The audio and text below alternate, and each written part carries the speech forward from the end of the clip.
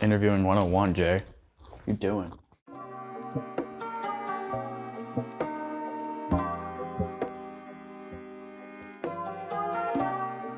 Okay, first question, Jay, right? Ask me. So, how'd you get your start gaming? I played a lot of Mario. I got started in like the casual game, Nintendo community.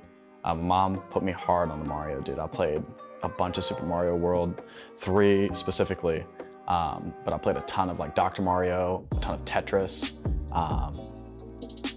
just Nintendo games, dude. Like Nintendo games were my life growing up. So that's how I got started. And then I got that like took me into like the console world.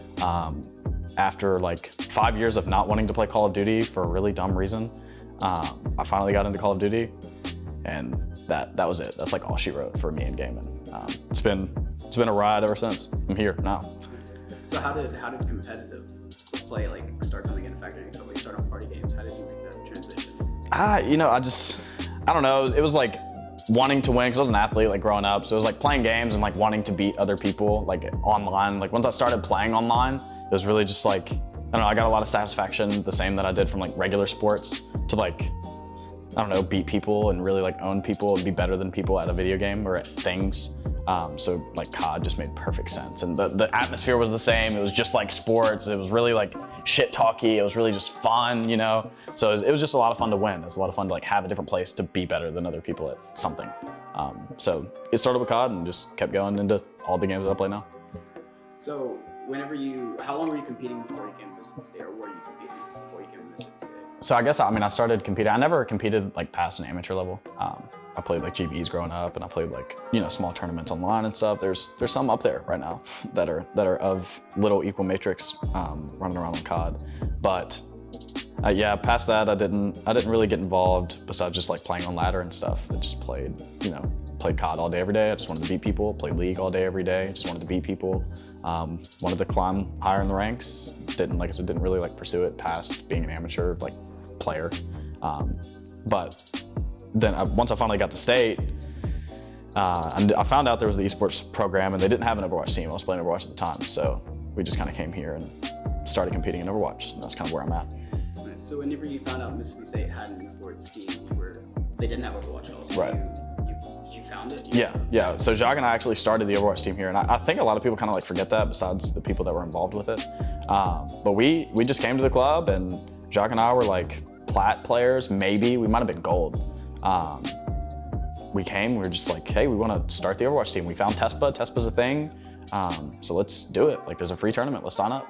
So we found 6 guys, and I still remember those 6 guys, and I remember all the things we tried to do to become an Overwatch team, and the steps we've made since then are incredible. We didn't even know how to scrim when we first started. It was we were playing quick play at one point because we thought that was how you practiced, but it took us a while to figure out that's not how you practice, and now we have a pretty well-structured top 64 team in the country. So that's kind of where we're at now. So you talk about starting Overwatch, and I'm sure that was a difficult thing to do. Can you elaborate a little more? Like what were some difficulties you ran into? What was something in esports that like maybe wouldn't happen somewhere else? It's really just the people. Like I mean, we're in the Southeast, so esports just isn't like the most important thing here. Football's damn near football and baseball. The SEC sports is the most important thing that happens here.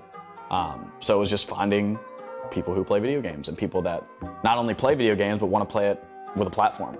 Because for guys in esports, it's not about playing for fame or fortune or whatever. It's just playing games. So it's a lot of the times, even the good players, it's hard to get them out of their rooms. But luckily, I think Flonson reached out over Facebook. We got in contact with him pretty quick. Same with Jacob, who's one of our better players. He reached out over Facebook, and it all kind of fell into place really quickly. Like I said, we started with our 6 guys. It was a struggle, and most of them didn't really play Overwatch. It was just kind of like, hey, I'll play because I know you guys want to start a team. But slowly but surely, we just started to find the Overwatch players that we have now. Because we've been the same team for 3 years now. Basically, we just add new people each year. But the hardest part was finding the people. Initially, just finding the people to start it, which has been the hardest thing with esports, period, is just finding the people. So let's kind of move back to the club. When were you elected president? February 2018 was when I was elected. That was, I think, the first formal elections MSU Esports ever had. But I was appointed president. No, actually I lied. So it was February 2019, I was elected because that was this year. Last year, I was appointed president in February, which people didn't really like, and I can completely understand why, because I was a freshman that came in, started the ORS team, and now I'm president. Luckily, I did okay, and now we're here. But I started, like I said, Luke appointed me last February, and I was elected this February. And then we'll have elections again in a few months. So I know the club is growing really fast right now. It's exploding as far as fast, yeah. clubs on campus grow. What do you contribute that success to? The people, everybody. I mean, it's really at this point, because even last year, like I would tell people pretty unapologetically, like most of what we did was from my brain. So like last year, all of that like groundwork, I would give probably 50-50 to just me and Ryan on, like setting the foundation, and probably more to him because he's a lot more level-headed, especially at that time, than I was. Tell you what, let's go into, the club. The club has grown a lot. Yep. What are you most excited about now? What are we doing? What is the club doing now? It's really like all the things we do with the culture. Like that's a buzzword I've been using a lot recently.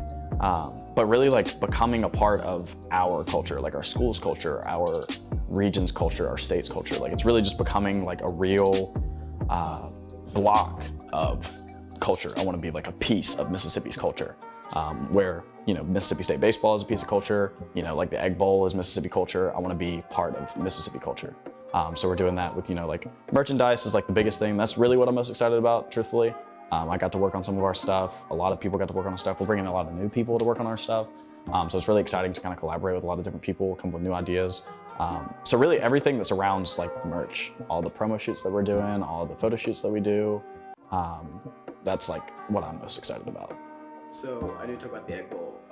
What are you, the Egg Bowl's coming up. How are you feeling? How are you feeling? Confident.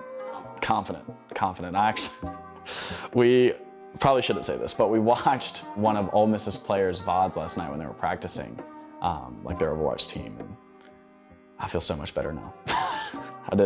I wasn't worried about their team, but they'd been kind of talking that they found some new players and they lied.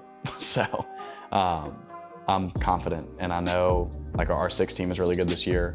I know our league team had some really good guys come in this year. Our Rocket League team's always solid, and that's gonna be, I'm looking forward to that again.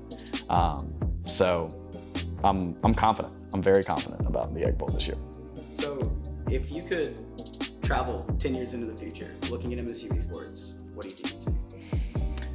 What I hope to see is what we see in California.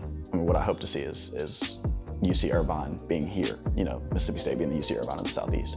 I see an arena, I see lights, I see everybody on campus understanding what we are, what we do, and what our goals are. Because right now that's kind of what we're fighting. So really for everybody to be a part of the culture at the end of the day. I mean, that's really what the end goal is. So in 10 years, I hope to have all of those things, and for all of those things to go into our end goal of being a part of Mississippi culture, Southeast culture. God damn, I'm good. God damn.